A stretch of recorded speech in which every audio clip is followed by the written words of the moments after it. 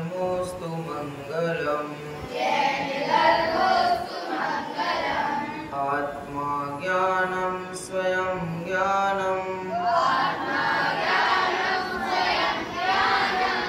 ज्ञानादन्यत् करोति किम्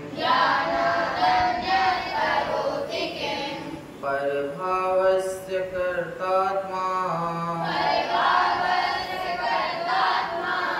मोहोऽयं व्यवहारिणाम् अज्ञानतिमिरान्धानाम् ज्ञानाञ्जनशलाकया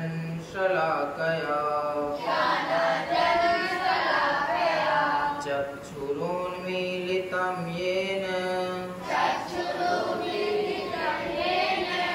तस्मै श्रीगुरुवे नमः।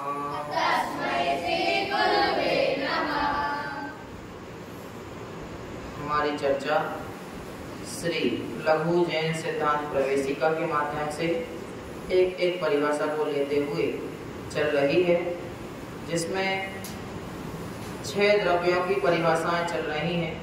इसमें पिछली कक्षा में हमने अधर्म द्रव्य तक की परिभाषाएं याद कर ली थी। सबको याद हो गई?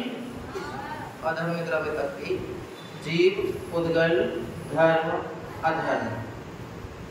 इसमें तो तीसरी परिभाषा होगी, परिभाषा नंबर 3 वो निकाल दो। इसमें जो है द्रव्य किसे कहते हैं, उसी के अंतर्गत अपनी चर्चा चल रही है ना। इसमें परिभाषा है जो द्रव्य किसे कहते हैं, उसी के अंतर्गत हमारी चर्चा भी चल रही है। नेक्स्ट परिभाषा को हम आज लेने का प्रयास करेंगे। धर्म द्रव्य तक की परिभाषाएं हो गई थी। आगे बढ़ते हुए सबको याद हो गई होगी, धर्म द्रव्य तक सबको हो गई लगभग। हाँ, चलिए आज हम आकाश द्रव्य को जानना है कि आकाश द्रव्य किसे कहते हैं, है ना। आकाश द्रव्य किसे कहते हैं, अगली परिभाषा की ओर हम बढ़ते हैं। देखिए ध्यान से सुनेंगे, फिर आपसे पूछूंगा। यद्यपि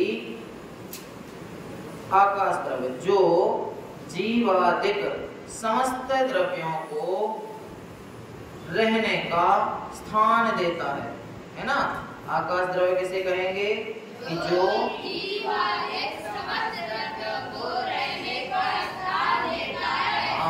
स्थान देता है, अर्थात जगह देता है, रुकने के लिए, ठहरने के लिए जगह दे, उसको आकाश द्रव्य कहते हैं। हम जिस जगह बैठे हैं, जो वस्तु जिस जगह रखी है, तो उसको स्थान किस द्रव्य ने दिया? आकाश द्रव्य ने दिया है ना। बहुत सरल परिभाषा है। अधर्म द्रव्य से तो सरल ही है, धर्म द्रव्य से सरल है कि जो जीव आदि समस्त द्रव्यों, अभी धर्म और अधर्म में कितने द्रव्य आ रहे थे? 2 आ रहे थे। जीव और उद्गल को चलने में सहायक हो, ऐसा आ रहा था ना। लेकिन वहां पर चलने में सहायक सिर्फ 2 द्रव्य के लिए कहा था, लेकिन स्थान तो सभी द्रव्यों को चाहिए ना। जीव द्रव्य है, उसको रहने के लिए स्थान चाहिए कि नहीं? चाहिए। उद्गल द्रव्य को स्थान चाहिए, धर्म द्रव्य को भी स्थान चाहिए, अधर्म द्रव्य को भी।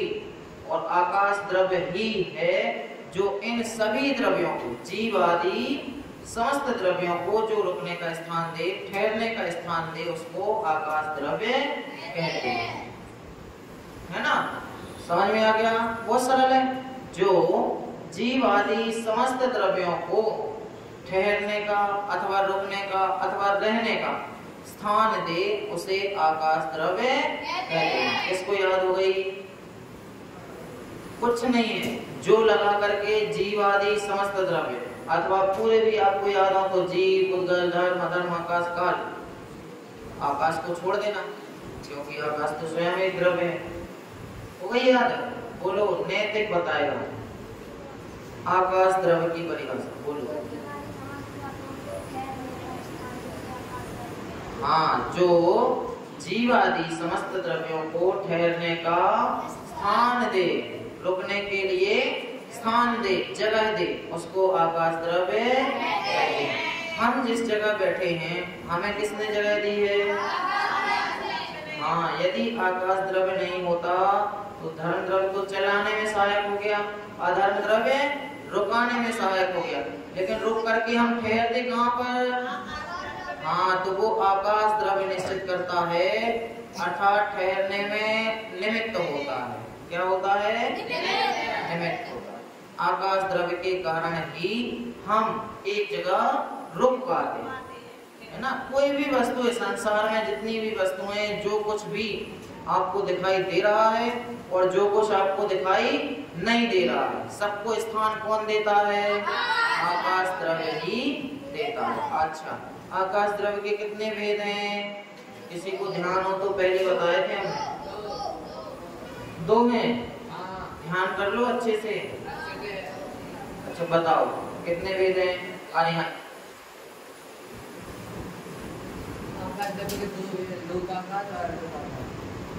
हाँ, इसके पहले एक किस अपेक्षा से बोलो? यद्यपि आकाश द्रव्य एक ही है, आकाश द्रव्य एक ही है संपूर्ण विश्व में और लोक में और लोक के बाहर। लेकिन 2 भेद के अपेक्षा से कह देते हैं कि जहाँ 6 द्रव्य हैं, लोक के अंदर है सो लोकाकाश, लोक के बाहर है सो अलोकाकाश। लेकिन आकाश द्रव्य में कहीं कोई भेद नहीं है। ऐसा नहीं है कि जो विश्व के अंदर है वो आकाश द्रव्य अलग है और जो विश्व के बाहर है वो आकाश द्रव्य अलग है, ऐसा नहीं है ना। जैसे भेद पढ़ते हैं ना, परमाणु और स्कंद, किसके भेद हैं? कोलगल के भेद पढ़े, परमाणु अलग है और स्कंद अलग है।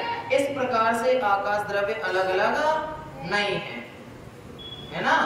आकाश द्रव्य एक ही है, उसके स्थान की अपेक्षा से उसके 2 भेद कर दिए जाते हैं। ठीक है, समझ में आ गया? सबसे पहले यदि पूछा जाए कि आकाश द्रव्य के कितने भेद हैं, तो भेद नहीं है, ऐसा बताना है। क्या बताना है? 2 नहीं, भेद नहीं है। 2 या 3 वो तो बाद की बात है, भेद नहीं है। लेकिन भेद कहे जाते हैं किस अपेक्षा से? हाँ, लोक के अंदर और लोक के बाहर की अपेक्षा से आकाश द्रव्य के 2 भेद कहे जाते हैं।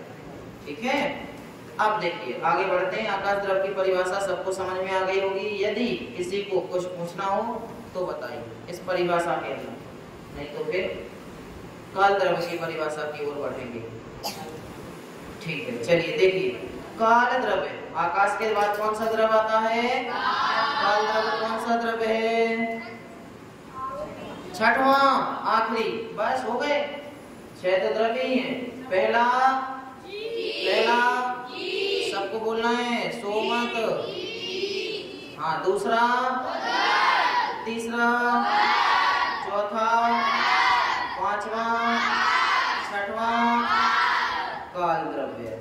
हमें चर्चा करनी है किसकी? काल की। जीव आदि समस्त द्रव्यों को परिणमन में, बदलने में जो निमित्त हो उसको काल द्रव्य कहते हैं, है ना। समझ में आ गया?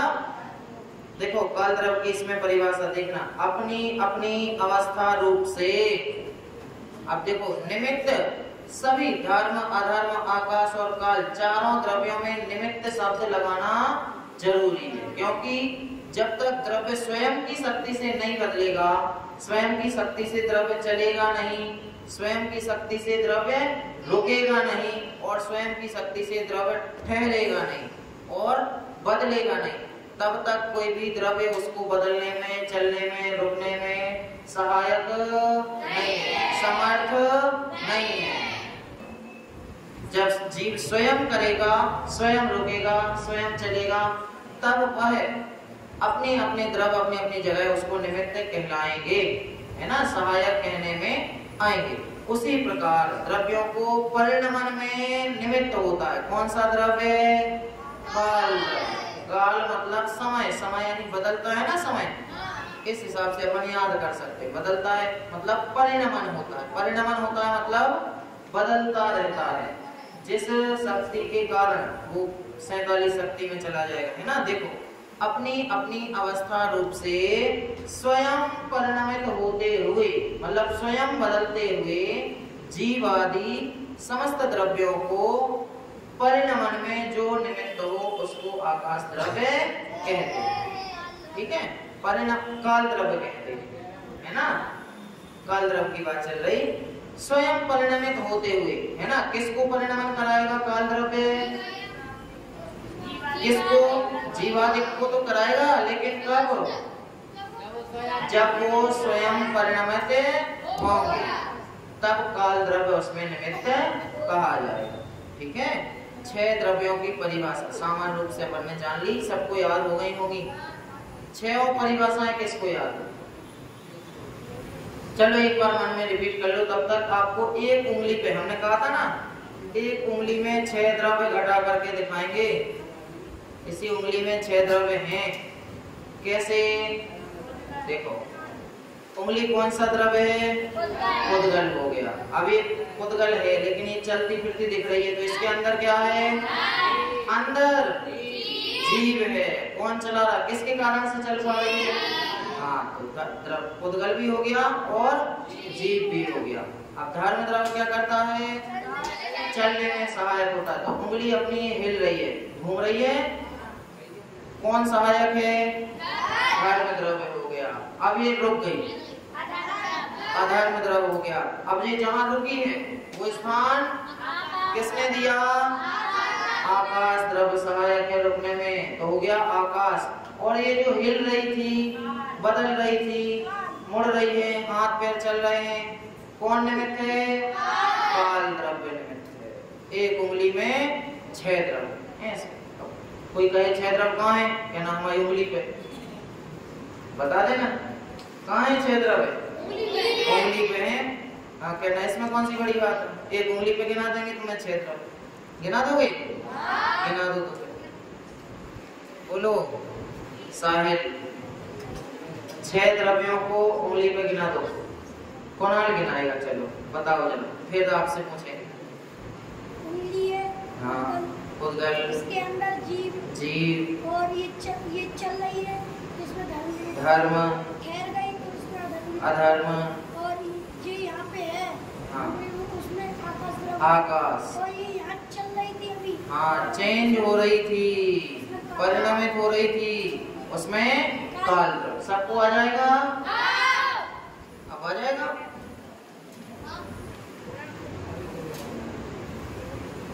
बोलो किस किस को आ जाएगा? हाथ ऊपर करो।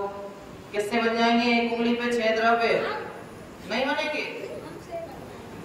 अरे भैया ऐसे थोड़ी काम चलता है। बैठ जाओ, बोलो, ध्यान से सुनो, फिर कहाँ सोच रहे हो? कहाँ सोच रहे हो?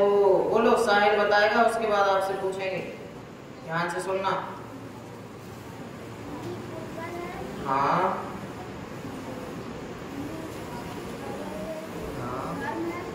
हाँ, अधर्म है,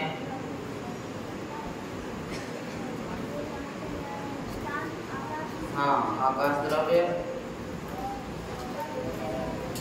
काल द्रव्य, और उसको उसके अंदर कौन है? जीव द्रव्य है। बैठ जाओ। चलिए बहुत बढ़िया, ठीक है ठीक है, लगभग सबको आ गया। सूरत को आ गया, दीपक को अभी पूछेंगे आपसे, ठीक है, लास्ट में आप दोनों से पूछेंगे, ठीक है। समझ में आ गया? काल द्रव्य समझ में आ गया? जो जीवादि समस्त द्रव्यों को परिणमन करने में निमित्त हो उसको काल द्रव्य कहते हैं। जिस प्रकार ग्रंथों में उदाहरण आता है पुराना, बहुत पहले जमाने का, कि घड़े को बनाने में, घड़े को चलाने में चाक अर्थात पहिया निमित्त होता है। पहले घड़े कैसे बनते थे? पहिए से। कुम्हार घड़ा बनाता था ना, से गोल गोल घड़ा, उसको पहियों को घुमा देता था, फिर उस पे मिट्टी रख के बनाते थे। तो चाक को चलाने में जो धुरी जो निमित्त है वह काल द्रव्य का काम करती, उसके द्वारा ही परिणमित होते। हम तो अपना समझ सकते हैं कि कोई भी चीज परिणमित हो रही, कोई भी द्रव्य यहाँ से वहां जा रहा है, हम बोल रहे हैं, हाथ हिल रहा है, किसके कारण से? काल द्रव्य के कारण से। काल द्रव्य उसमें क्या है? निमित्त। चलिए, 6 द्रव्यों की परिभाषाएं सबको याद हो गई?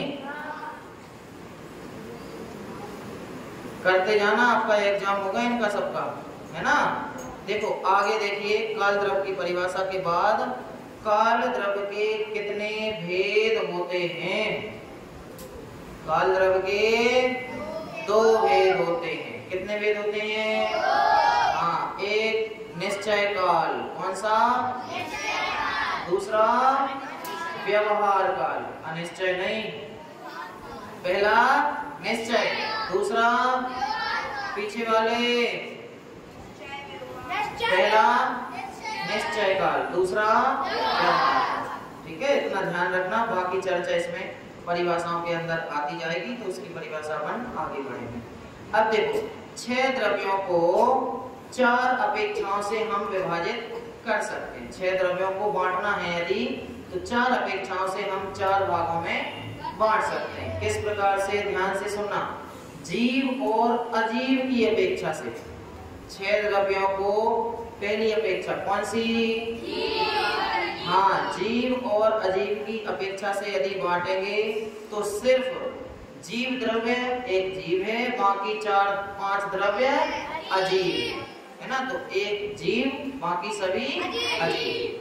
6 द्रव्यों को जीव अजीव की अपेक्षा से यदि बांटा जाएगा तो जीव द्रव्य जीव है एक है, बाकी 5 द्रव्य अजीव।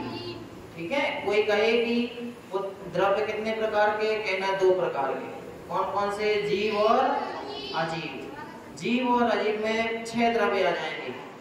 एक तो जीव में जीव आ गया और अजीव में बाकी 5 आ गए। क्यों? क्योंकि उन 5 में ज्ञान दर्शन नहीं है, इस अपेक्षा से। ठीक है, दूसरी अपेक्षा क्या रहेगी?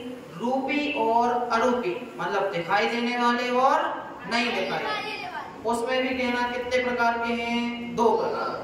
दिखाई देने वाला एक उद्गल और बाकी सब नहीं दिखाई देने वाले, मतलब मूर्तिक अथवा रूपी द्रव्य कितने हैं? एक। कौन सा? उद्गल, जिसको हम देख सकते हैं। रूपी मतलब जिसका रूप है ना। किसका रूप है? उद्गल का। उद्गल को हम देख सकते हैं, बाकी 5 द्रव्यों को नहीं देख सकते। जीव दिखाई देता है? हवा दिखाई देती है? दिखती है? हाँ, तो जीव नहीं दिखता। दूसरा धर्म नहीं दिखता। तीसरा अधर्म, आकाश, काल, ये सभी द्रव्य दिखाई नहीं देते हैं। इसलिए एक उद्गल द्रव्य ही रूपी है, बाकी जीवादि बाकी सभी द्रव्य कैसे हैं? अरूपी। ठीक है, 2 अपेक्षाएं हो गई। पहली जीव अजीव की, दूसरी रूपी और अरूपी। तीसरी अपेक्षा प्रदेशों की अपेक्षा से। प्रदेशों की अपेक्षा से देखो, जीव उद्गल 2 द्रव्य, काल द्रव्य एक प्रदेशी है। अपन ने पढ़ा था ना, धर्म अधर्म और आकाश। आकाश एक एक प्रदेशी है, काल द्रव्य असंख्यात प्रदेशी है, जीव अनंत प्रदेशी है। और खुद नहीं, वो तो संख्या थी, सॉरी है ना। जीव द्रव्य कितने हैं? अनंत हैं। उद्गल द्रव्य अनंत अनंत हैं। धर्म धर्म आकाश एक एक है। काल द्रव्य असंख्य, वो संख्या हो गई। यहाँ प्रदेशों की अपेक्षा से है ना। देखिए, एक काल द्रव्य एक प्रदेशी है ना। ध्यान से सुन लो, जितना भी याद हो जाए तो अच्छी बात है, वरना परिभाषाएं भी आएंगी। आपको थोड़ा सा बता रहे हैं जिससे आपको जानकारी हो जाए, है ना। काल द्रव्य एक प्रदेशी है। उसके बाद जीव, उद्गल, धर्म, अधर्म और आकाश, ये कैसे हैं? बहुप्रदेशी। बस 2 भाग में बट गए। काल द्रव्य एक प्रदेशी, बाकी सभी द्रव्य बहुप्रदेशी। काल द्रव्य एकमात्र एक प्रदेशी है, एक प्रदेश में रहता है, बाकी 5 द्रव्य बहुप्रदेशी हैं। बहुत सारे प्रदेश इनके स्थान के लिए, चलने फिरने के लिए इनको चाहिए पड़ते। ठीक है, अगली अपेक्षा लास्ट है क्रियावती शक्ति की अपेक्षा, मतलब चलने की अपेक्षा, एक जगह से दूसरी जगह जाने की अपेक्षा से। कितने?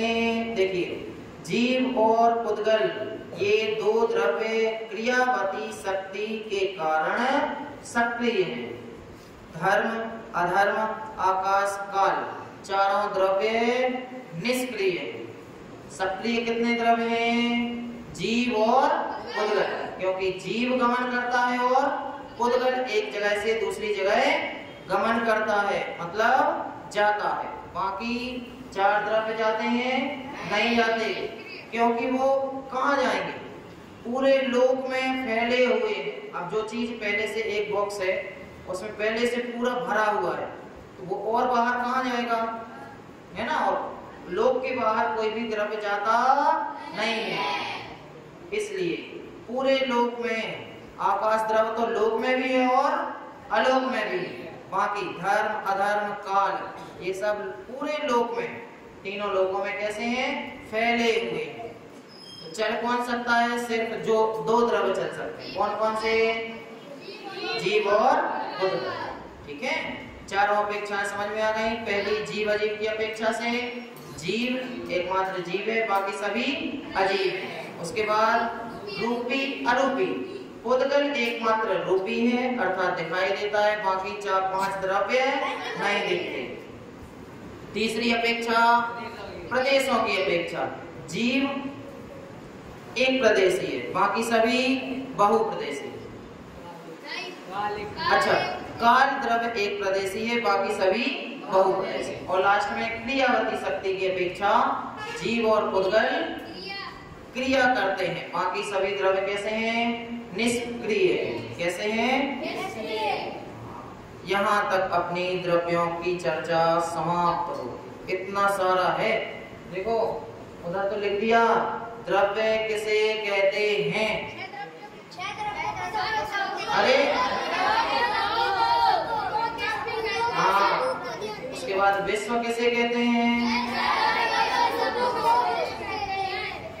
भूल मत जाना, नहीं तो आगे पाठ पीछे से पाठ, ऐसा नहीं करना।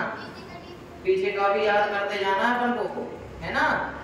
यहाँ तो सिर्फ द्रव्य नाम लिख दिया, उसके अंदर देखो कितनी सारी बातें हैं। अभी धीरे धीरे आप सीखेंगे तो आता जाएगा। अब हमने इन द्रव्यों को क्यों जाना? इतनी क्लास में पढ़ाई, इतना सारा पढ़ लिया, डेली 1-1 घंटा, आधे घंटे पढ़ते हैं। इनसे लाभ क्या है? बोलो। पहला लाभ तो सबको पता होगा, क्या लाभ है?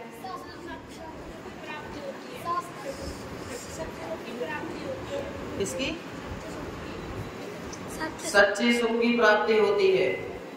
उसके पहले एक बहुत अच्छा लाभ है जो हमने बताया था, विश्व को जानने से लाभ क्या है उसमें बताया था। और वो लाभ आप कोई भी चीज पढ़ेंगे उसमें लगा देंगे तो वो लाभ उसमें से प्राप्त होता है। बोलो पीछे वाले। उस संबंधी अज्ञान का नाश हो जाता है। पहला लाभ, हाँ, द्रव्यों को हमने जाना, तो द्रव्यों को हम पहले नहीं जानते थे, तो उसको जानने का हमारा क्या हो गया? अज्ञान का नाश हो गया, तो ज्ञान की प्राप्ति। पहला लाभ क्या हो गया?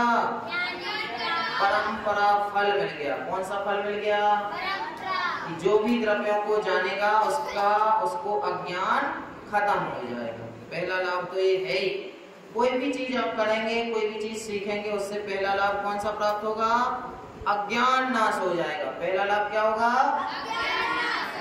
हाँ, अब देखिए इसके अनुसार द्रव्यों को जानने से लाभ देखो थोड़े से हैं, देखते हैं। प्रत्येक द्रव्य अनंत गुणात्मक ठोस वस्तु है। द्रव्य कैसे होते हैं? ठोस होते हैं। जीव द्रव्य के अंदर पुद्गल द्रव्य प्रवेश करता है? नहीं करता। लो, शरीर के अंदर कौन है? जीव कहाँ है? शरीर के अंदर है। तुम कह रहे प्रवेश नहीं करता, बोलो अंदर ही तो है। अंदर है कि नहीं है? अरे नहीं है। जिस प्रकार दूध और पानी मिले हुए दिखाई देने पर भी अलग अलग हैं, उसी प्रकार पुद्गल और शरीर मिले हुए दिखाई देने पर भी, क्योंकि आत्मा इससे निकल जाती है और शरीर रह जाता है। यदि एक होते तो दोनों को साथ में ही जाना चाहिए, है ना? इसलिए वो सभी द्रव्य कैसे हैं? ठोस है। कैसे हैं? एक द्रव्य दूसरे द्रव्य के अंदर प्रवेश नहीं करता। चलिए आगे देखो, शून्य नहीं है, ठोस वस्तु है, शून्य नहीं है, अतः द्रव्य की पूर्णता और पर द्रव्यों से निरपेक्षता का ज्ञान हो जाता है। निरपेक्षता मतलब निरपेक्षता, किसी भी द्रव्य से किसी भी द्रव्य को अपेक्षा नहीं है, अर्थात हमें अपनी पूरी शक्ति का ज्ञान हो जाता है। जितने जीव द्रव्य में गुण हैं उतने जितने भगवान में गुण है ना, सिद्ध भगवान सिद्ध बन गए, कौन से गुणों से बने? ज्ञान और दर्शन से। जितने गुण सिद्ध भगवान के अंदर हैं उतने ही मेरे अंदर। क्यों? क्योंकि सिद्ध भगवान कौन सा द्रव्य है? जीव द्रव्य, और मैं कौन सा द्रव्य हूँ? और सभी द्रव्यों में गुण कैसे होते हैं? एक जैसे होते हैं। अरे सोच के थोड़ा, सभी द्रव्यों में गुण कैसे होते हैं? एक जैसे। तो मुझ में और सिद्ध भगवान में क्या अंतर है? कुछ नहीं। तो फिर जाओ मंदिर में वेदी पे विराजमान हो जाओ, हैं? बैठ जाओगे? नहीं, क्योंकि उनके सभी गुण प्रकट हो गए हैं। कैसे हो गए हैं? इसलिए वो क्या बन गए? भगवान बन गए। लेकिन हमारे गुण अभी क्या नहीं हुए? प्रकट नहीं हुए। इसलिए हम अभी कैसे हैं? अज्ञानी हैं, मिथ्यात्वी हैं, पापी हैं, संसारी हैं, रागी हैं, द्वेषी हैं। और जब ये सब दोष हमारे अंदर से क्या होंगे? निकल जाएंगे, तो हम भी क्या हो जाएंगे? भगवान बन जाएंगे। मैं तो शुद्ध कैसा हूँ? बस वो तो मैं हूँ ही। जीव द्रव्य कैसा है? शुद्ध है, त्रिकाली है, परमात्मा। आत्मा कितने प्रकार की? 40 प्रकार की। इधर 40 बच्चे बैठे ना, कितने प्रकार की? एक छोटी आत्मा, एक बड़ी आत्मा, एक मोटी आत्मा, एक दुखी आत्मा, एक सुखी आत्मा। ये सुखी आत्मा है, ये दुखी आत्मा है। आत्मा कितने प्रकार की? एक प्रकार की, शुद्ध आत्मा। कैसी है? पंडित जी बताते हैं ना, आत्मा कैसा है? हीरे के जैसा है। कैसा है? अब हीरा गटर में गिर जाए तो भी क्या है? हीरा ही है। हीरा के अंदर गंदगी प्रवेश करती है? नहीं करती। हीरा रसगुल्ले में मिल जाए तो हीरा कैसा है? हीरा ही है। कहीं भी रहे, तुम देवगति में जाओ तो भी जीव रहोगे कि नहीं? नरक में चले जाओ, ओ वहां तो काट देते हैं। तिल तिल करे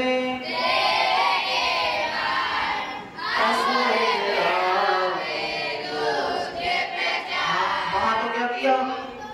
तिल तिल कर दिया, मतलब काट काट के अलग कर दिया। तो फिर कहाँ तुम जीव रहे? वहां भी जीव हो कि नहीं हो? क्योंकि वहां भी किसको दुख दिया जाता है? शरीर को। किसको? यहाँ भी तो किसको होता है? गर्मी किसको लग रही? सभी आत्माएं बराबर हैं। वहां भी भगवान देखो कितने पहले से कह गए, लेकिन सूरज सुनता ही नहीं है। सभी आत्माएं बराबर हैं, कोई भी छोटा बड़ा नहीं है। ठीक है? तो द्रव्यों को जानने से, और द्रव्यों में भी जीव द्रव्य को जानने से हमें क्या लाभ होता है? कि हमें ज्ञान हो जाता है जितना एक द्रव्य में गुण है वही सभी द्रव्यों में अपने अपने गुण है। कोई भी एक दूसरे के गुण लेता नहीं है। और अच्छा ठीक है, लेता तो नहीं है, लेकिन अपने गुण दूसरों को दे सकता है ना? दे सकता है? नहीं दे सकता। जो तुम्हारे अंदर गुण है वो तुम्हारे अंदर ही रहेंगे, उसको कोई भी छीन सकता। ये भी चोरी का भी डर खत्म हो गया। बोले हमने 5 पाठ याद किए थे और इनने हमारा ज्ञान चुरा लिया। ऐसा चुरा सकते हैं क्या? हाँ, एक उदाहरण आपने सुना होगा कहानी। एक बैंक में चोरी हुई, सारे पैसे चोरी हो गए, लेकिन एक पेन धागे से बंधा था, वो वहीं बंधा था। पेन धागे से बंधा था वही बंधा रहा, लेकिन पैसे पूरे चोरी हो गए। क्या समझे इससे? पैसों की चोरी हो सकती है, धन की चोरी हो सकती है, लेकिन ज्ञान की चोरी नहीं हो सकती। ज्ञान, पेन किसका प्रतीक है? ज्ञान की कभी चोरी नहीं हो सकती। ठीक है, इतने सारे लाभ हो गए। अब हैं तो इसमें बहुत सारे, लेकिन आगे धीरे धीरे हम पढ़ेंगे। 6 द्रव्यों की परिभाषाएं आज यहाँ पर क्या होती हैं? हाँ, इसको पढ़ लो जरा। 6 ढाला में देखो 6 द्रव्यों की परिभाषाएं दी हैं, उसके छंद को पढ़ के हम आज की क्लास को यहीं विराम देंगे, है ना? देखिए 1 मिनट। हाँ, छंद नंबर 7वां और 8वें की 2 लाइनें। पहले हम बोलेंगे, उसके बाद आपके सामने लिखा हुआ है। अच्छे बैठो सीधे, चश्मा तो लगा ही लिया तुमने, बॉस बन गए, है ना? पहले हम बोलेंगे, उसके बाद आप उसको रिपीट करेंगे। चेतनता बिन सो अजीव है, पंच भेद जाके हैं।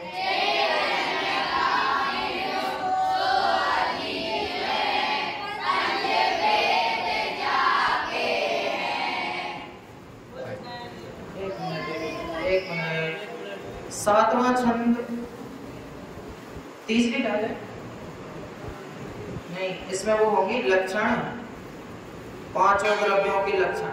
ये नहीं है, दूसरा छंद। हाँ, इसके पहले वाला छंद 8 7। हाँ, यही वाला होगा।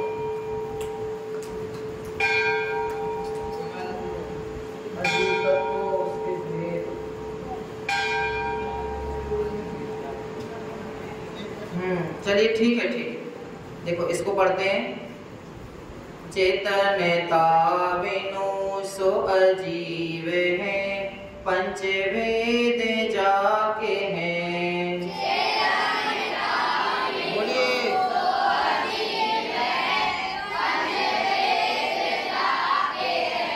उद्गल पंच वदन रस पन, गंध दू फरस वसूता के हैं।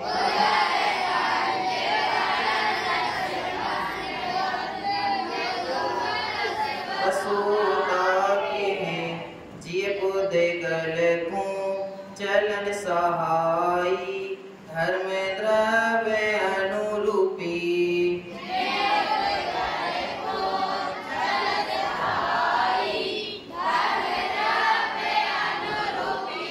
तिष्ठत होत सहाय अधर्म जिन, जिन बिन मूर्ति निरूपी।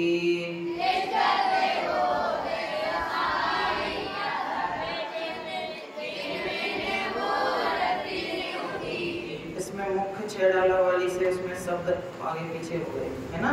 चलो, इसमें अधर्म द्रव्य तक की परिभाषाएं आ गई, है ना? नेक्स्ट छंद देखो।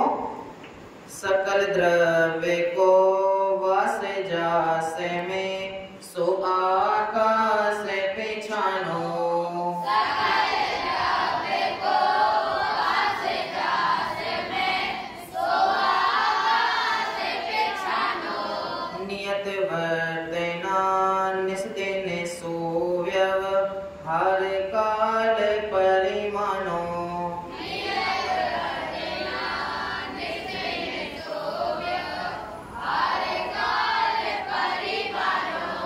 यो अजीव अब आश्रव सुनिए, मन वच काय त्रियोगा।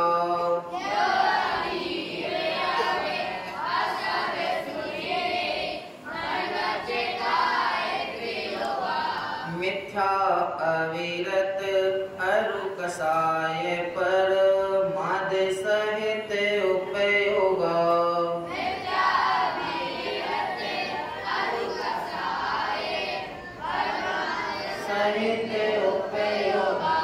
ऐसे इसमें इस सचित्र वाली में थोड़े से शब्द आगे पीछे हैं, उसको मुख्य वाली को देखेंगे तो आ जाएगा। इसमें 6 द्रव्यों की परिभाषाएं पूरी आ गई, 2 छंद में 6 लाइनों में, है ना। चेतनता बिन सो अजीब है, मतलब जो अजीब है वो चेतनता के बिना है, चेतनता से रहित है। पंचभेद जाके है ना, अजीब के 5 भेद है ना, उद्गल के 5 भेद कौन कौन से? स्पर्श रस गंध वर्ण, और शब्द भी इसमें ले लेते हैं, है ना। ये लिखे देखो, वर्ण रस गंध फरस वसुता के हैं। उसके बाद जीव पुद्गल को चलन सहायी धर्म द्रव्य अनुरूपी, जीव और पुद्गल को चलने में जो सहायक है वो धर्म द्रव्य है। कैसा है? अरूपी। और तिष्ठत होई होत सहाय अधर्म, अधर्म मतलब अधर्म द्रव्य रुकने में सहायक होता है। उसके बाद जिन बिन मूर्ति निरूपी, जिस प्रकार से बिन जिन बिन अर्थात जिनेंद्र भगवान की भी मूर्ति कैसी होती है? उसी प्रकार से ये सब अरूपी निरूपी एक ही हो गए। उसके बाद सकल द्रव्य को वास, अर्थात जहां पर सारे द्रव्य क्या करते हैं? रहते हैं। वो कौन सा द्रव्य है? आकाश द्रव्य हो गया। नियत वर्तना, अर्थात नियम से नित्य ही वर्तना यानी परिणमन जो करवाए वो कौन सा द्रव्य हो गया? काल द्रव्य हो गया। इस प्रकार से 6 द्रव्यों की परिभाषाएं इसमें आ गई। कल इसको एक बार और पढ़ लेंगे मुख्य वाली 6 डाला से, तो और अच्छे से समझ में आ जाएगा। ठीक है, 6 द्रव्यों की परिभाषाएं हो गई। अब अपनी कौन से नंबर की परिभाषा आएगी? चौथे या तीसरी? गुण वाली आएगी। अभी गुण किसे कहते हैं इस परिभाषा को हम अगली क्लास में पढ़ेंगे। ठीक है, चलें। कविता बोलनी है? चलिए थोड़ी सी बोल लेते हैं, फिर अपन क्लास को विराम दें। अच्छे बैठ जाओ सीधे।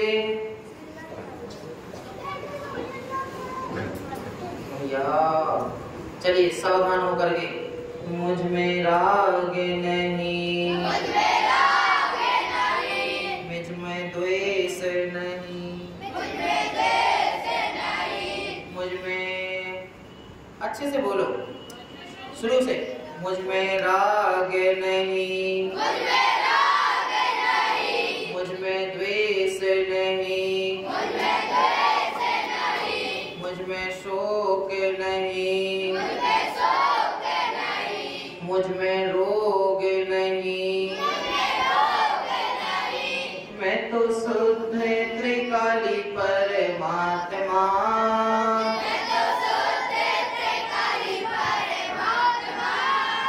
मैं तो आनंद का आनंद का आनंद का धाम,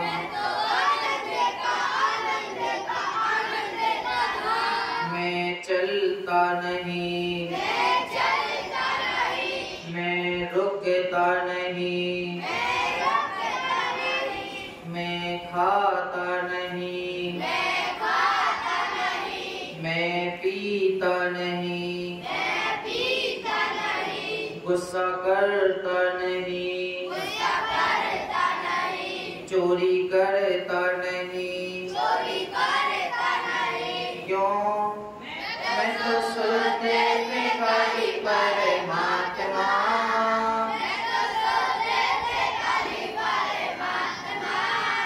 मैं तो आनंद का आनंद का आनंद का